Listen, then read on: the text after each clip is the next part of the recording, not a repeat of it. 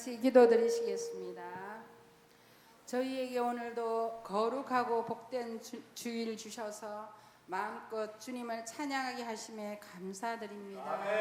저희가 날마다 주님 주시는 은혜를 누리면서도 저희의 삶이 하나님 의지하는 것보다 세상 것 더 의지하고 삶의 문제를 주님 앞에 가지고 나와 엎드려 기도하지 않고 내 방식대로 살아온 어리석은 저희들, 이 시간도 회개합니다. 우리 주님의 보혈로서 이 시간도 우리에게 용서를 베푸시옵소서. 주님, 저희 교회가 주님의 몸된 교회로서 많은 사람을 옳은 대로 돌아오게 하는 교회의 사명을 감당하는 교회 되게 축복하시옵소서. 온 성도가 힘을 모아 영혼 구원에 힘쓰며 주의 사랑을 전하기 위하여 이 모양 저 모양으로 지역을 섬기며 힘쓰고 애쓰고 있습니다. 이 문경 지역이 복음으로 뒤덮일 날을 저희에게 속히 주시옵소서.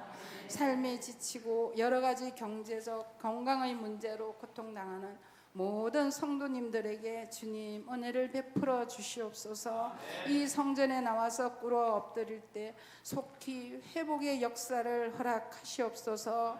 여러 모양으로 교회를 섬기는 손길들을 기억하시며 특히 준비하는 여름의 모든 행사가 우리 주님에게 영광이 되고 참여하는 모든 이에게 은혜가 충만한 행사로 인도하시기를 원합니다. 늘 교회를 섬기며 수고하시는 담임 목사님을 기억하여 주시고 날마다 주님 주시는 영육 간의 강건함을 허락하시옵소서. 말씀을 증거하실 때마다 성령의 능력을 온전히 입혀주시어서 늘 충만케 하시기를 원합니다. 이 시간도 저희에게 충만한 은혜를 내려주셔서 주님이 영광 받으시는 귀하고 복된 예배의 시간으로 주께서 축복하셔 주실 줄 믿습니다. 우리 주 예수 그리스도의 이름으로 기도드립니다. 아멘.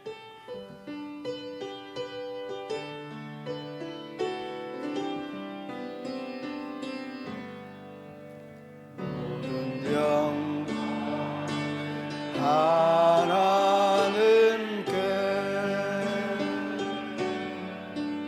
모든 영광을 하나님께,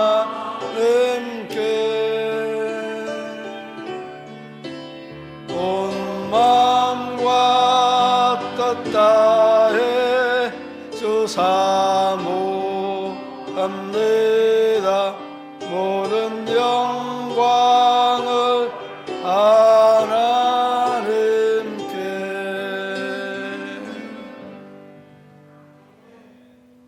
이사야 50장 1절로 11절 말씀.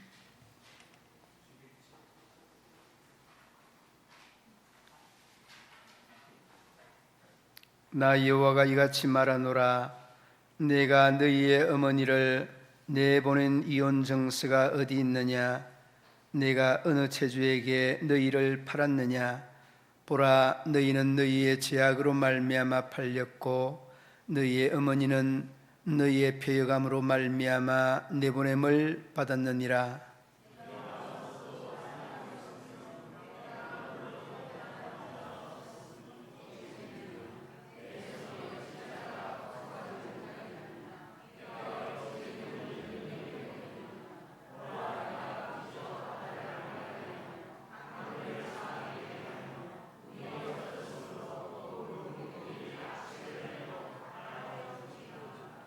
내가 흑암으로 하늘을 입히며 굵은 배로 덮느니라.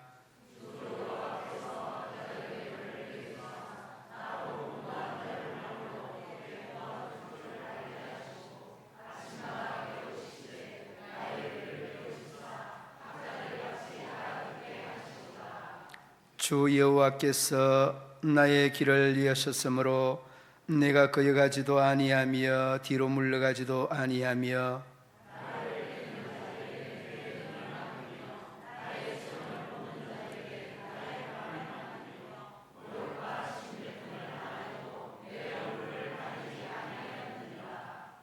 주 여호와께서 나를 도우심으로 내가 부끄러워하지 아니하고 내 얼굴을 부싯돌같이 굳게 하였으므로 내가 수치를 당하지 아니할 줄 아노라.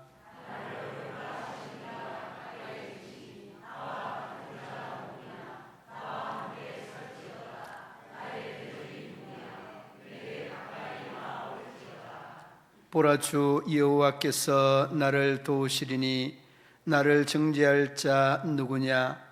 보라, 그들이 다 옷과 같이 헤어지며 좀이 그들을 먹으리라.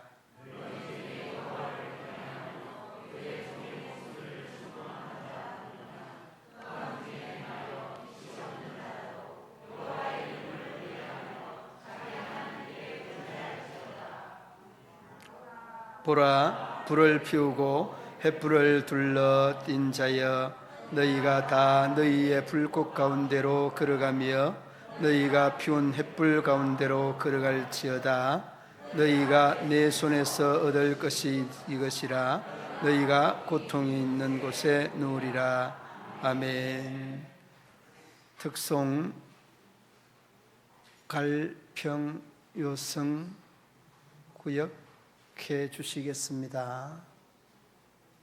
갈평 요성구역.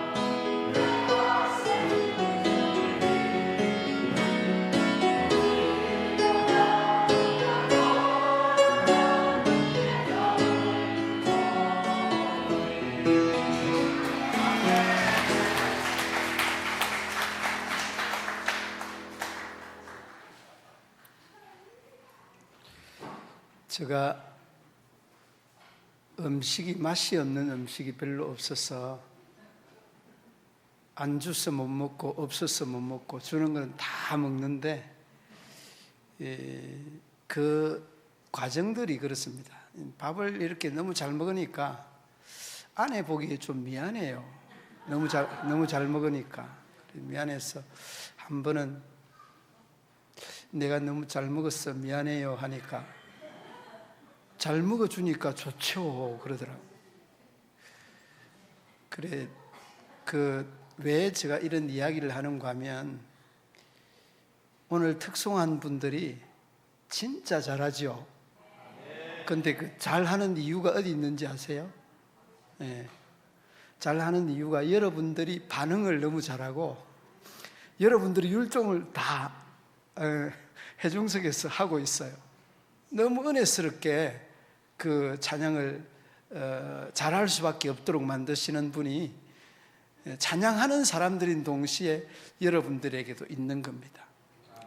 오늘 그 예배 전에 찬양을 하는데 늘 예배 전에 찬양이 은혜가 많이 돼서 오늘 또 그 찬양을 들으면서 이 눈물이 주체가 안 돼가지고 얼마나 은혜가 되는지. 이 찬양에는 묘한 이 영성이 흐르고 있는데 그 영성이 우리 최장로님이 뭐 찬양을 하면 공중부양한다 하는데 그거 시킨다고 되는 거 아니거든요. 우리 그 은사님이 그냥 이렇게 막 찬양하면서 막 뛰고 하는 게 흥이 나는 거예요. 이 성령의 역사가 아니면 누가 이렇게 하겠느냐고. 안 되는 거거든. 그러니까 이 성령의 도우심이라고 하는 것은 사람의 힘이나 인위적인 이런 개입이나 간섭 가지고 되는 거 아닌 것 같아요. 그래서 여러분, 우리가 우리 자신을 안다는 것이나 우리가 하나님 앞에서 얼마나 허물과 죄가 많다는 것을 알게 되면 다 은혜가 돼요. 은혜가 안 되는 게 없습니다. 오늘 이 본문으로 돌아와 보면 이스라엘이 바벨론에 포로되어 갔던 이 상황을 배경으로 하고 있거든요. 유대인들 이스라엘이 바벨론에 포로되어 간 그 배경을 오늘 이 본문을 깔고 있는데 그 1절, 2절, 3절 한번 보면 하나님께서 뭐라고 하는가 하면 1절 말씀 한번 보시기 바랍니다. 함께 읽어봅니다. 나 여호와가 이같이 말하노라. 내가 너희의 어머니를 내보낸 이혼정서가 어디 있느냐? 내가 어느 체주에게 너희를 팔았느냐? 보라, 너희는 너희 죄악으로 말미암아 팔렸고 너희의 어머니는 너희의 배역함으로 말미암아 내 보냄을 받았느니라. 아멘. 이 내용은 이 한 절만 딱 읽어봐도 1절부터 11절까지의 내용을 어느 정도 이해가 가능한 그런 말씀이 오늘 1절 말씀이거든요. 이스라엘 백성들이 단적으로 죄악으로 인하여서 바벨론 포로로 끌려간 겁니다. 한마디로 하면 이런 겁니다. 그런데 뭐라고 합니까? 저희들은 하나님께서 우리를 버렸다 이렇게 나오는 거예요. 그러니까 야, 이혼 정서가 어디 있느냐? 너희를 어떤 체주에게 팔은 것이 아니다. 너희가 너희 죄로 인하여서 팔렸고 너희가 너희의 죄로 인하여서 나와 등진 상태다. 이걸 이야기를 해주는 거예요. 그러니까 여러분, 이 이야기를 하는 이사야가 얼마나 가슴이 메어졌을까, 이런 생각을, 이런 상상을 쭉 해봅니다. 예. 여러분, 아이들이 어릴 때는 몸에 이로운 거 해로운 거 전혀 모를 때는 그냥 막 먹으려고 합니다. 예. 몸에 이로운 것 해로운 것 막 먹으려고 하는데 그걸 누가 통제하느냐? 그걸 부모님이 다 통제해 줍니다. 좋은 것 안 좋은 것 다 부모님이 통제를 해 줍니다. 그런데 여러분, 이것을 바로 아는 그 아이들은 엄마가 안 돼 하면은 안 되는 줄로 압니다. 안 돼 하면은 안 되는 줄을 압니다. 그런데 어떻습니까? 이제 조금 자기의 생각이 개입이 되고 조금 성장하고 자라면 엄마의 의견을 무시하려고 합니다. 어릴 때는 안 돼 하면은 안 되는 모양이다 하고 받아들이는데 조금 자라면 아니야, 내 생각이 옳아, 내 생각이 맞아. 그러면서 어떻게 합니까? 하면서 운다고. 울면서 그냥 자기의 고집을 점철시키려고 합니다. 그때의 단호한 어머니는 그냥 우는 소리에 그래 아니 울지 마라 하면서 막 먹을 걸 주고, 아닌 것은 단호한 엄마는 아닌 것은 아니라고 딱 잘라버립니다. 예. 그런데 이런 것들이 잘 교육된 아이들은 엄마에 대해서 딱 그냥 부모님에 대한 말들에 대해서 명확하게 흑과 백의 논리처럼 접근하고 결정하고 이행하는 이런 모습들을 많이 봅니다. 여러분, 유대인들이 그렇습니다. 유대인들은 하나님의 말씀에 위배되는 것들은 아예 거들떠 보지도 않습니다. 제가 한번 말씀을 드렸죠. 성지순례를 갔는데요, 10명의 아들을 거느리고 엄마 아빠, 그 엄마 아빠도 안고 손에 잡고, 그리고 제일 맞이는 엄마 아빠가 아는 아이 말고 손잡고. 야, 근데 그 풍경이요 너무 멋져요. 산하 제한이라는 것 자체가 없습니다. 그러니까 여러분, 이 유대인들에 대한 이 그 말씀에 접근하는 것들은 말씀이 삶에 대한 텍스트, 이 원칙이라는 것을 이 유대인들에게는 머리끝부터 발끝까지 꽉 각인이 되어져 있습니다. 그런데 이 유대인들이 머리 좋다죠. 유대인들 머리 안 좋습니다. 10등 이하에 안 들어가 있습니다. 1등이, 또 이 IQ 이야기하면 안 되는데 1등이 어디입니까? 1등 평균 지수가 1등이, 제가 대한민국은 좋을 텐데 대한민국 아니에요. 싱가포르. 그 다음에 2등 그 평균 그 지수가, 여러분 인터넷 나온 그 내용인데 인터넷 나온 거라고 하면 정확한 건 아닌데 거의 다 대다수가 정확합니다. 싱가포르, 그 다음에 대만, 그 다음에 또 어디겠어요? 여기 두 나라가 평균 지수가 108이에요. 108. 그 다음에 세 번째가 어디예요? 세 번째 한국 맞습니다. 그런데 인터넷상에는 홍콩, 한국. 근데 홍콩과 한국은 106이에요. 언제 또 105로 또 장로님 알고 계셔요. 106, 108 그렇습니다. 그래서 유대인들이 뭐 보면서 이렇게 10등 안에 안 들어가 있어요. 그러니까 그들이 받은 여러분 그 노벨상, 이거는 인구에 비례해서요 절대적입니다. 압도적입니다. 무엇을 말하느냐? 여러분, IQ가 사람들을 성공하게 하는 거 아니에요. 오전에도 말씀을 드렸잖아요, 제가. 여호와를 경외하는 거, 이게 지식의 근본이고 지혜의 근본입니다. 3장과 9장에 나타나 있는 말씀하는 내용입니다. 잠언 3장. 잠언 3장 10절, 9장 10절. 여러분, 9장 10절. 이 내용이 지식과 지혜의 근본이에요. 다른 데 있지 않습니다. 그러니까 여러분, 아인슈타인이 얼마라고 IQ가? 160에서 180인데 181에서 200 되는 분들이 여호와를 경외하는 분들, 여러분들은 최고의 머리를 가진 분들. 그러므로 여러분, 우리가 하나님을 바로 믿는다는 것은, 하나님을 바로 안다는 것은 우리의 지능 지수가 높아진다는 이런 그 객관적 증거가 성경의 바탕으로부터 비롯된다는 거예요.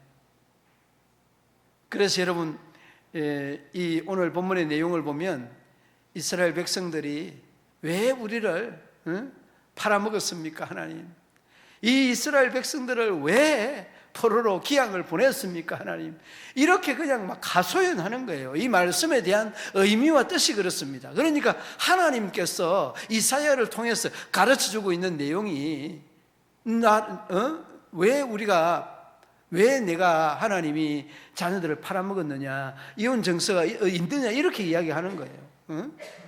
아니다는 거죠. 그러니까 이 말씀을 이 백성들에게 하고 있는 이사야 마음을 한번 돌이켜보면, 이사야는 이 상황을 훤히 다 알잖아요. 얼마나 눈물을 흘렸을까. 저도 여러분들이 하나님을 우선하지 아니하고 정말 하나님의 제일 되는 이런 가치관을 가지지 않는 이런 사람들, 알만한 이런 사람들을 보면서 가슴이 아픈 거는, 제가 목회를 하면서 성도들 때문에 금식을 한 상황이 있어요. 그 금식을 하는 이런 과정들이 여러 정황, 여러 상황에 놓여져 있는데, 자기가 자기의 현재의 위치를 모르는 이런 상황이 우리의 목회자의 눈에 이렇게 띄면은 정말 가슴 아프거든. 그런 부분들을 놓고 금식하면서 깨닫게 달라고, 알게 해달라고, 얼마나 많은 눈물이 흐르는지 모릅니다. 그런 것을 여러분 알고 있는데도 행하여지지 않으니까, 이런 것들을 우리가 흔히 영적으로 이렇게 쭉 보면 그 가정을, 그 사람의 삶을 얽고 있는 어둠의 근세, 사단의 역사들이, 괴계들이 보여집니다. 그러니까 더 가슴이 아픈 거예요. 그러므로 여러분, 우리가 하나님이 도우신다는 이런 듣기 좋은 말, 그렇게 또 하기 좋은 말로 할 때는 그 배후에서의 정말 치열한 영적인 다툼과 싸움이 계속되고 있다는 것을 여러분 아셔야 돼요. 여러분, 오늘 본문으로 한번 돌아오시기 바랍니다. 7절 말씀 함께 읽어봅니다. 주 여호와께서 나를 도우심으로 내가 부끄러워하지 아니하고 내 얼굴을 부싯돌같이 굳게 하였으므로 내가 수치를 당하지 아니할 줄 아노라. 이 고백이 여러분의 고백이 되기를 바랍니다. 하나님, 내가 왜 이렇게 안 됩니까? 왜 우리를 포로로 보냅니까? 왜 우리를 팔아먹었습니까? 이런 고백이 아니라 이런 상황 속에서도 이 고백이 고백되어야 돼요. 하나님이 나를 도우심으로, 이런 고백이 고백되어야 됩니다. 그리고 여러분, 뒤로 9절 말씀 우리 함께 한번 읽어봅니다. 함께 읽어봅니다. 보라, 주 여호와께서 나를 도우시리니 나를 정죄할 자 누구냐? 보라, 그들은 다 옷과 같이 헤어지며 좀이 그들을 먹으리라. 아멘. 좀이 누구를 먹는다고 그랬습니까? 그들을 먹는다. 우리의 대적자, 우리의 원수된 자, 반드시 좀이 먹는다는 것은 우리에 대한 대적자에 대한 하나님의 심판이 기다리고 있다, 그 말씀입니다. 오늘 우리 여러분, 이 9절 말씀은 오늘의 제목의 말씀인 동시에 우리가 늘 고백해야 되는 말씀이고, 이 말씀은 고백해야 되는 말씀인 동시에 우리의 신앙에 대한 지침이 되어야 되는 말씀입니다. 여러분, 기도는 하면서도 그 기도에 대한 삶이 흐트러지기도 하고, 기도는 하지만은 그 기도에 대한 믿음이 우리에게 흩어질 때가 얼마나 많이 있습니까? 이게 여러분 신앙에 대한 아이러니입니다. 이걸 여러분 우리가 신앙으로 잘 정립하는 것은 굉장히 어려운 문제지만은 우리가 반드시 이 문제를 짚고 넘어가야 되는 부분입니다. 바벨론에 대한 포로로 인하여서 유다인들에 대한 이 종과 같은 삶으로 지치고 참 굶주림 속에 얼마나 저희들은 하나님을 향해서 항변 내지는 불평과 불만이 많았습니까? 그러나 하나님은 이러한 모든 일련의 과정 중에 너희의 죄가 너희가 하나님 사이를 낼 뿐만이 아니라 이러한 원망과 불평을 할 수밖에 없는 바벨론의 포로가 너희의 죄로 인함이라는 것을 명확하게 말씀하고 있습니다. 오늘 여러분 4절로 6절 말씀, 이 6절로 4절 말씀에 대한 이 내용을 보면 한번 4절 한번 보시기 바랍니다. 4절 함께 읽어봅니다. 주 여호와께서 학자들의 혀를 내게 주사 나로 공고한 자를 말로 어떻게 도와줄 줄 알게 하시고 아침마다 깨우치시되 나의 길을 깨우치사 학자들 같이 알아듣게 하시도다. 아멘. 이 말씀은 여러분 이사야의 고백인 동시에 우리가 고백해야 되는 말씀입니다. 왜? 하나님의 말씀이 그로 통해서 우리에게 왔기 때문에 이 말씀은 곧 하나님께서 이사야에게 주었던 지혜를 오늘을 살아가는 우리에게도 주신다는 사실입니다. 그러므로 여러분 이 말씀은 우리가 깨우칠 수 있는 지혜와 지식과 능력은 하나님으로부터 말미암고 이사야 또한 하나님으로 말미암았던 이 말씀이 그로 하여금 깨달음을 주시고 그 깨달음이 곧 이스라엘 백성들과 나의 깨달음이라는 것을 어렵지 않게 볼 수 있게 됩니다. 그렇습니다. 여러분 우리가 하나님의 도우심을 고백을 한다면 말씀에 대한 깨우침과 불과 분의 관계, 뗄래야 뗄 수 없는 그런 관계가 주어진다는 것을 어렵지 않게 고백할 수 있는 부분입니다.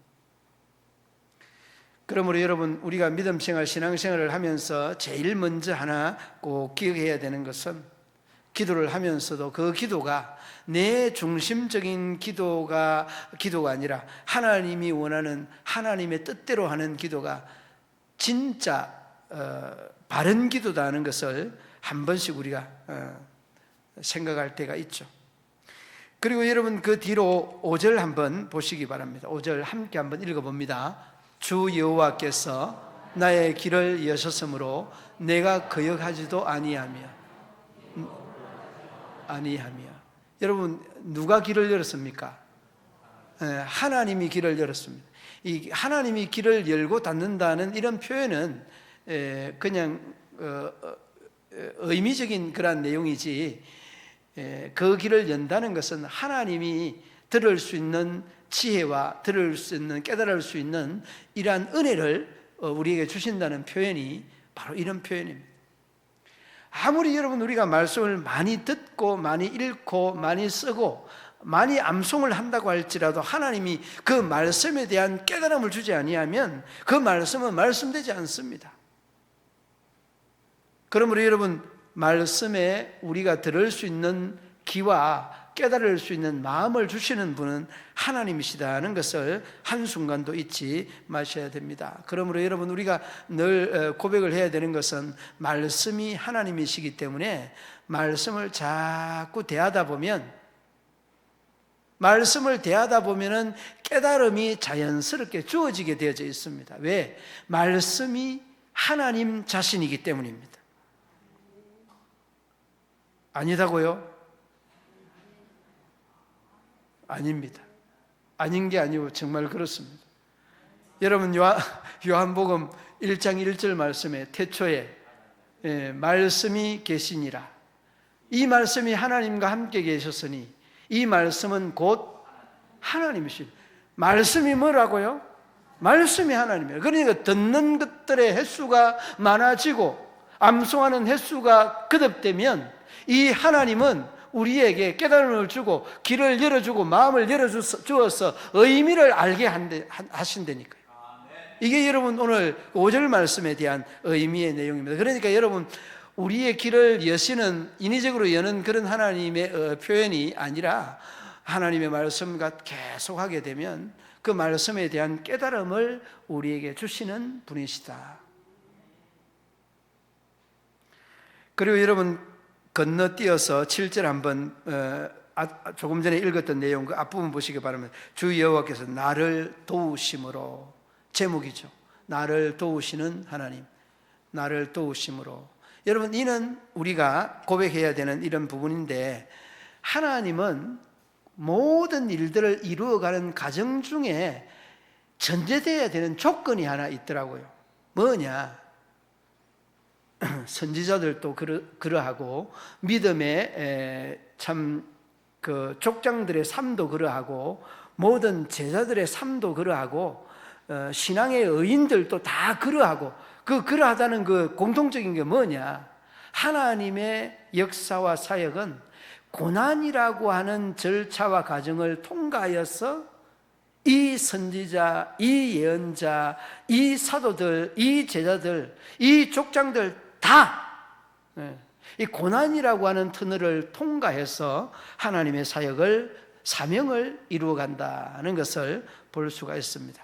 그러니까 여러분, 제가 여러분 보지 아니하여도 여러분들이 참 가로놓여 있는 문제, 해소해야 되는 문제가 있습니다. 뭐가 문제입니까? 건강의 문제도 있는 것 같고, 그 다음에 경제적인 문제도 있는 것 같고, 여러분이 또 가지고 있는 이 성품적인 문제, 아주 혈기도 많고 욕심도 많고 이런저런 문제가 많이 있는 것 같습니다. 그러니까 이렇게 가로놓여 있는 이 문제를 여러분 왜 하나님이 주셨는가? 하나님이 준 이유는 여러분들의 모난 그 마음들을 통하여서 다듬어가는 과정 중에 하나님을 더 깊고 하나님을 더 넓게 만나게 하기 위한 것이라는 것, 여러분 마음속에 꼭 기억하시기 바랍니다. 이게 여러분 고난 속에 하나님의 숨어있는 계획이고 섭리고 뜻이다는 것을 어렵지 않게 볼 수 있습니다. 그래서 여러분, 하나님은 우리를 때로는 때리시기도 하고 깊은 수렁에 잡아넣기도 하시고 종처럼, 아니 종을 만들어서 하나님에 대한 사랑을 갈급하게 사모하게 하시는 그런 분이 하나님이십니다.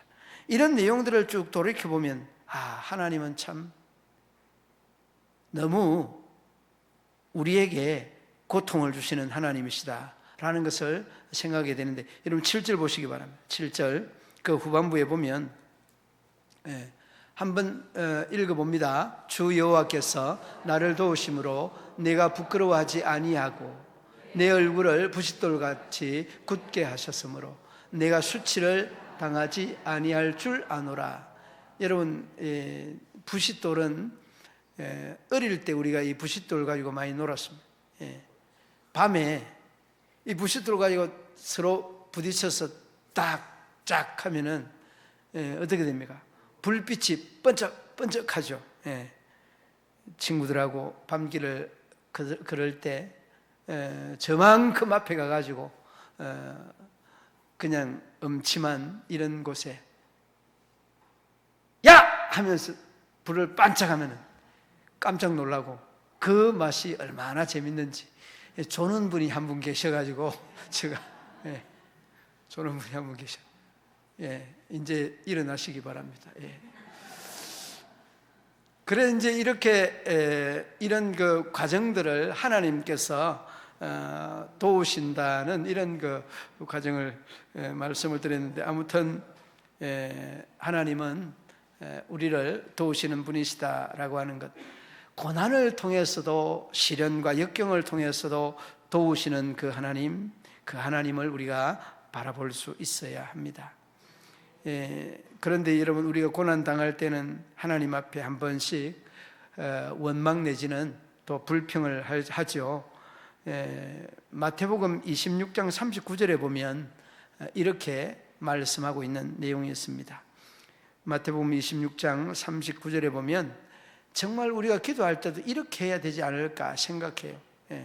어떤 내용입니까? 마태복음 함께 읽어보도록 합니다.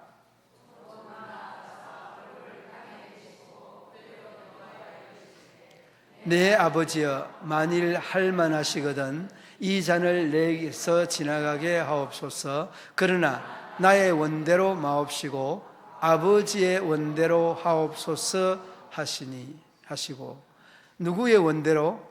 아버지의 원대로 하옵소서. 이 대목이 참 중요합니다.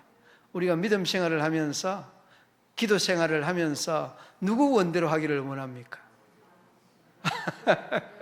그 말은 모범답안이고, 장로님 내 원대로 하옵소서 그러잖아요. 아니 장로님 그 말은 아닌 것 같은데, 장로님 아버지 원대로. 맞습니다. 아버지 원대로 돼야 됩니다. 아버지 원대로. 참 이게 어렵습니다. 쉬운 것 같으면서도 어렵습니다. 예. 내 원대로 되기를 원하는 이런 기도가 어쩌면 일상화되어 있는데 이거 고치기가 참 어렵습니다. 예, 그러므로 여러분, 저도 여러분들도 하나님의 원대로 하옵소서, 아버지의 원대로 하옵소서. 예, 이 기도가 참 우리의 신앙에 성숙한 신앙인들의 기도가 되어야 될 줄로 믿습니다. 그리고 여러분, 주님은 어떤 경우도 주님은 승리하였고 또 그 승리한 우리 주님과 함께 우리도 승리한다는 것을 여러분 기억해야 돼요. 우리가 승리한다는 그 말의 의미는 여러분 어떤 의미가 있는가 하면 이런 뜻이 있습니다. 이 승리는 어둠의 권세와의 싸움 중의 승리고, 이 승리는 우리가 흔히 말하는 믿음의 성공이고 우리의 삶에 대한 성공의 의미다 하는 것을 여러분 잊지 말아요. 여러분 그 8절 말씀 한번 보시기 바랍니다. 8절 함께 읽어봅니다. 나를 의롭다 하시는 이가 가까이 계시니 나와 다툴 자가 누구냐? 나와 함께 설 자. 나의 대적이 누구냐? 내게 가까이 나올지어다. 여러분 보십시오. 내 대적이 누구냐? 내 가까이 나올지어다 라고 하는 것은 이러한 용기는 누가 누구 앞에 설 때의 용기였습니까? 다윗이 골리앗 앞에 설 때의 용기와 똑같은 용기입니다.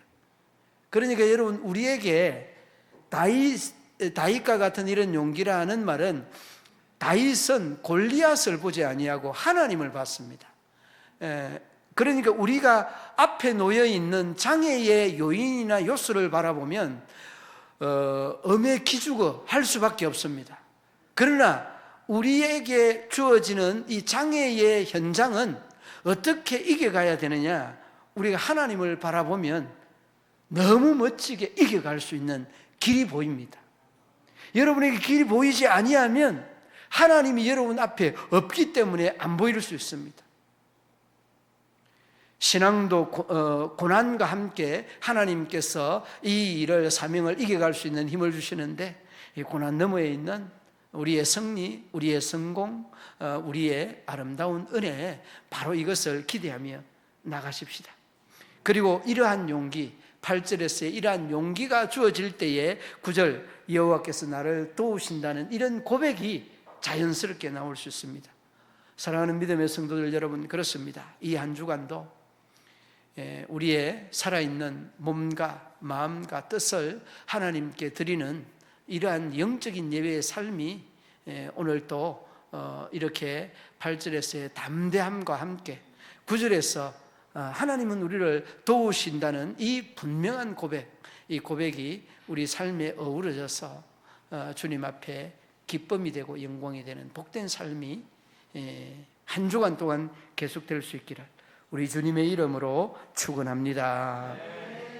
하나님 아버지, 은혜와 사랑을 참 감사합니다.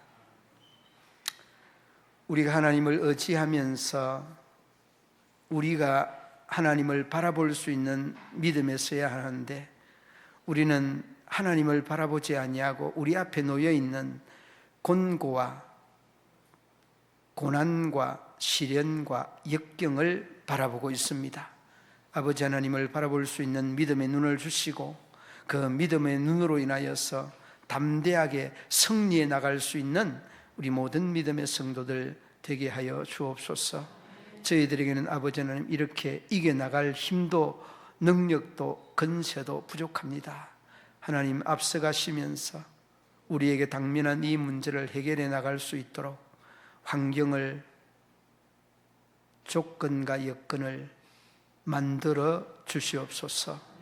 우리 하나님, 이 한 주간도 우리 하나님 함께하여 주셔서 하나님과 함께 능히 이기고 남을 수 있는 모든 상황과 환경이 되게 하여 주옵소서. 예수님 이름으로 기도드리옵나이다. 네.